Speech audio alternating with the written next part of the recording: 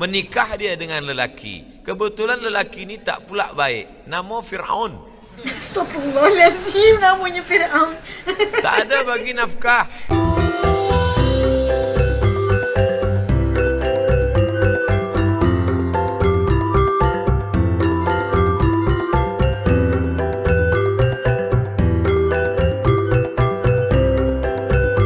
Assalamualaikum semuanya, selamat kembali ke channel ini. Okeylah, sekali lagi As nak ucapkan jutaan terima kasih kepada kalian yang sentiasa support As dan juga channel ini. Okey, pada yang baru pula, jangan lupa untuk bantu As dengan tekan subscribe, kerana subscribe itu gratis aja geng. Tanda sokongan kalian buat As dan juga channel ini. Okeylah, hari ini As nak doakan kepada semua yang menonton agar diberikan kebahagiaan dan diberikan kemudahan di atas segala juga niat dan urusan kalian, insya-Allah. Amin. Okeylah, hari ni As nak react sekali lagi. Okey, daripada channel Abu Amzar channel. Jangan lupa untuk subscribe. Okey, dengan judul kali ini salah faham adat pepatih Minangkabau oleh satu-satunya one and only Ustaz Abdul Samad kita. Nak tahu apakah itu? Yuk ikut As react. Jom. Okey, dah siap semuanya? Yuk kita mula. Bismillah. Oh iya. Perwarisan harta yang mengikut adat Perpatih Datuk Minangkabau. Perpatih Nan Sabatang Pepatih Nan Sabatang. dikatakan memihak lebih kepada wanita dan Kat tidak Malaysia juga menepati rasanya syarat. Apa pandangan Ustaz? Yang dapat warisan hanya wanita saja. Lelaki tak mendapatkan warisan. Lelaki bilik pun tak dapat. Tidur pun di surau. Tidur bukan surau. Allah. Ini adalah adat tradisi jahiliyah. Kata siapa? Kata orang yang jahil. Dia tak faham. Tanya dulu baik-baik. Saya orang Minangkabau. Betul, tanya Misal, dulu kan. merantau ke suatu negeri. Maka di negeri ini saya pun kaya raya. Selepas saya kaya raya banyak harta, apakah harta saya hanya untuk anak perempuan saja sehingga anak laki-laki mesti merantau pula ke tempat yang jauh? Ternyata tidak. Ustaz tahu dari mana? Saya tanya sahabat saya, kamu merantau ke Pekanbaru, Riau, dari bumi Minangkabau. Ya. Selepas itu kamu berusaha mencari rezeki, dapat rumah, dapat kereta, dapat tanah. Ya. Bila kamu mati, janganlah kuat-kuat sebut mati. Okay. Bila kamu mati, bila kamu mati, Allah. yang dapat harta kamu anak perempuan sajakah atau anak lelaki? Anak lelaki aku dapat 2 kali bahagian anak perempuan. Oh, kalau begitu kamu Islam. Siapa kata aku tak Islam? Lalu yang menyebut anak perempuan saja yang dapat tu mana? Itu harato tinggi namanya. Harato tinggi itu harato nenek mama yang perempuan. Ibu saya ada harato tinggi, tanah, kebun padi. Nanti bila dia meninggal, itu dibagikan pada anak perempuan. Nanti bila meninggal anak perempuan, turun kepada cucu perempuan. Itu semacam harta wasiat. Dia tiada hak milik, hanya hak pakai sahaja. La yurasu, tidak diwariskan. Wala yuba'u, tidak dijual. Wala yuhabu, tidak dihebahkan. Gunanya untuk apa? Menjaga anak perempuan Minangkabau supaya jangan sampai dia susah. Saya bukan nak bezakan dengan suku-suku lain, suku Jawa, suku Sunda, suku Batak. Cubalah tengok perempuan-perempuan Minangkabau. Ada tak dia susah mencari nafkah rezeki sampai pergi merantau jauh? Walaupun ada tapi tak banyak. Sebab apa? Sebab dia di kampung halaman menikah dia dengan lelaki. Kebetulan lelaki ini tak pula baik. Nama Fir'aun. Astagfirullahaladzim, namanya Fir'aun. Tak ada bagi nafkah. Ya Di Allah. mana dia nak minta? Kalau suku lain dia minta pada saudara dia. Ada saudara lelaki dia. Saudara lelaki baik, bini tak baik. Oh, Tapi insya-Allah orang ini tidak akan kelaparan. Kenapa? Ada harato tinggi tadi yang diwarisi dari nenek turun ke anak, turun ke cucu. Itu semacam wakaf keluarga. Itu bukan saya yang bercakap bentuk itu. Buya Hamka pun ada membahaskan tentang harato tinggi ini. Jadi bila ada orang nanti berkata orang Minangkabau itu semua hartanya untuk perempuan, maka kita jelaskan dengan baik, engkau tak faham. Bila dia meninggal, anak lelaki tepat dapat 2 kali bagian, tetap pakai hukum waris. Apa kata pepatah Minangkabau? Adat basandi syarak, syarak basandi kitabullah. Adat ini basandi syarak. Mana yang tak sesuai syarak, dia akan campakkan. Kalau mahulah menghitung berapa ulama Minangkabau yang masyhur, mereka bukan level kampung sahaja. Imam Masjidil Haram meninggal tahun 1916. Tulis dengan baik. Imam Masjidil Haram meninggal tahun 1916. Namanya Syekh Ahmad Khatib. Alif lam mim nun kaf ba alif waw ya, 9 huruf. Saya masa tengok apalah cara baca ni, alif lam mim nun kaf ba alif waw ya. Rupanya lama saya baca Al-Minkabawi, Minangkabau. Ya Allah, macam mana nak baca ni? Al-Minkabawi. Nama dia Ahmad Khatib. Merantau. Anak pemuda Minangkabau 2. Kalau tak pandai mengaji, pandai bersilat. Kenapa pandai mengaji? Sebab dia duduk kat surau. Di surau dia bersilat. Lalu kemudian selepas remaja merantau ke Makkah.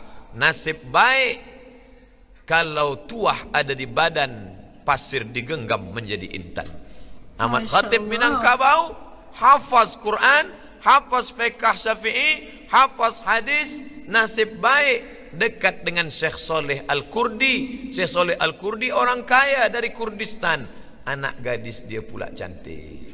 Menikah dengan anak Syekh Saleh Al-Kurdi. Selepas itu Syekh Saleh Al-Kurdi dekat dengan penguasa Makkah, Raja Makkah, Syarif waktu itu dibawa ke istana. Syarif jadi imam. Allahu Akbar. Ditakdirkan Allah salah baca Quran. Diluruskan Syekh Ahmad Khatib dari belakang. Diluruskan. Kalau meluruskan bukan kata salah tu imam, bukan macam itu. Salah tu imam. Batal terus mayang. Bukan senang nak luruskan bacaan orang. Dia luruskan. Selepas itu bercerita dengan Syarif. Kata Syarif, engkau punya ilmu Masya Allah. Diangkatlah jadi mufti mazhab Syafi'i di kota Makkah Al-Mukarramah. Dan dia masyhur. Cari nama dia. Kitab dia dicetak di Darul Fikri Beirut. Syekh Ahmad Khatib Al-Minkabawi. Manakala saya sampai ke Rabat Maghribi, saya belajar di Darul Hadis. Darul Hadis menerima pelajar penuntut ilmu 20 orang saja setahun. 15 orang Maghribi, 5 yang bukan Maghribi. Masuklah Tuan Syekh, jubah 2 lapis, pakai sorban. Masuk dia ke dalam, dia tengok semua pelajar baru. Dia tengok ada yang unik satu. Ini dari planet mana ni? Planet mana? Dia tanya saya, man anta? Masmuka? Ana Abdul Samad Syekh. Min aina anta? Ana min Indonesia. Hal ta'rif Syekh Yasin Al-Fadani? Al-Fadani, Padang. Al-Fadani. Hal ta'rif Syekh Yasin Al-Fadani? Kata dia. Saya jawab, araftuhu musnidud dunia. Ahli sanad di dunia ini Syekh Muhammad Yasin Al-Fadani. Meninggal tahun 1990. Jawatan terakhir rektor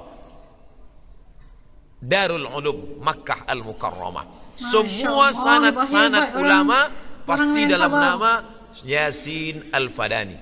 Syekh Ali Jum'ah Mesir, Mufti Mesir, Syekh Ali Jum'ah. Dari mana dia dapat hadis? Tengok sanad Syekh Ali Jum'ah. Haddatsani Syekhi Syekh Muhammad Yasin Al-Fadani. Sekarang yang masih hidup di Kahira, Syekh Mahmud Said Mamduh menulis 7 juzuk kitab At-Ta'rif bi Awhami man qassama sunan baina sahih wa dhaif. Hadis-hadis yang didhaifkan Syekh Albani, dhaif, dhaif, dhaif, dhaif. Apa kata Syekh Mahmud? Bal sahih. Hadis yang didhaifkan Syekh Albani sahih, 7 juzuk. Tengok sanad hadis dia. Syekh Mahmud Said Mamduh dari siapa? Syekh Muhammad Yasin Al-Fadani. Sebenarnya Syekh Maghribi itu nak angkat derajat saya, supaya orang Maghribi yang ada di kelas tu jangan anggap saya rendah. Ini budak ni memang kurus, hitam, buruk, tapi ada orang dia yang menjadi ahli sanad dunia. Begitu cara dia. Maka saya jelaskan, siapa? Syekh Muhammad Yasin Al-Fadani, Musnidud Dunia. Saya baru balik daripada umrah. Masa saya umrah, saya pergi berziarah ke Jeddah, ke rumah seorang mudarris pensyarah di Ummul Qura. Syarah di Ummul Qura. Namanya Dr. Syekh Abdullah Saleh. Ujung namanya Mangkabu. Saya tanya, apa Mangkabu? Mingkabawi. Kenapa tak panjang? Orang Arab Saudi sekarang payah nak sebut Mingkabawi. Ujung nama Syekh Abdullah Saleh Mingkabu. Saya datang ke rumah dia dengan sahabat-sahabat saya. Dia bagi makan, dia bagi minum, dia bagi semua, dia jamu. Dia berasal daripada Sungai Sari di bumi Minangkabau. Jadi jangan kata orang Minangkabau tak faham Islam. Kita tak faham adat istiadat ni, baca balik. Baca. Tadi kita dapat saksikan penjelasan oleh Ustaz Abdul Somad kita tentang salah faham adat patih Minangkabau yang ramai selama ni tak faham pun sebenarnya, dengan mengatakan bahawa orang Minang tu atau orang Minangkabau tu hartanya nanti akan diberikan kepada orang perempuan saja. Padahal sebenarnya kalau kita tak betul lah kata Ustaz ni, tak tahu kena tanya kan. Penjelasan yang sangat jelas dan kata-kata macam mana tahu. Okey, rupanya dia jelaskan juga, Ustaz Abdul Somad juga jelaskan betapa orang Minangkabau ini adalah antara ahli-ahli yang tahu tentang agama, yang terkenal juga di Mekah, terkenal di tanah Arab juga, antara orang-orang yang memegang yang dalil-dalil semua tu kan. Maksudnya mereka yang ialah tahu tentang agama, tahu tentang Islam dengan sebaik-baiknya, menjadi orang kata imam di Masjidil Haram. Bayangkanlah macam mana besarnya mereka kan. Itu adalah antara yang As belajar juga kali ini kan, kita dapat tengok dan penjelasan yang sangat jelas daripada Ustaz Abdul Somad tadi. As suka sebab As tahu sebenarnya pertama kali bila ramai juga orang kata, okay, kalau kahwin dengan orang Minangkabau ni habislah kau kepada lelaki tu, habis. Padahal sebenarnya 2 kali lebih diberikan kepada kaum lelaki. Masya Allah kan. Itulah bagaimana orang Minangkabau menjaga orang kata anak-anak perempuan ataupun kaum wanita sendiri daripada ditindas untuk meneruskan kehidupan kalau apa-apa jadi kepada sang suami, terjadi kepada ayah dan sebagainya. Sangat menjaga kata kebajikan orang-orang wanita, kata kaum wanita lah, kaum hawa kan, kita lemah gitu. Okeylah, untuk video ni As suka kepada kalian semua yang menonton sampai habis. Jutaan terima kasih. Kalau ada sebarang komen atau kesilapan ke As buat, As minta maaf. Jangan lupa tinggalkan komen kat bawah. Okey, ada orang Minangkabau ke kat sini? Okeylah, sampai jumpa lagi insya-Allah. Yang baru jangan lupa tekan subscribe. Okey, kerana subscribe itu gratis aja, geng. Sampai jumpa lagi insya-Allah. Assalamualaikum. Sallallahu Nabi Muhammad sallallahu alaihi wasallam. Bye.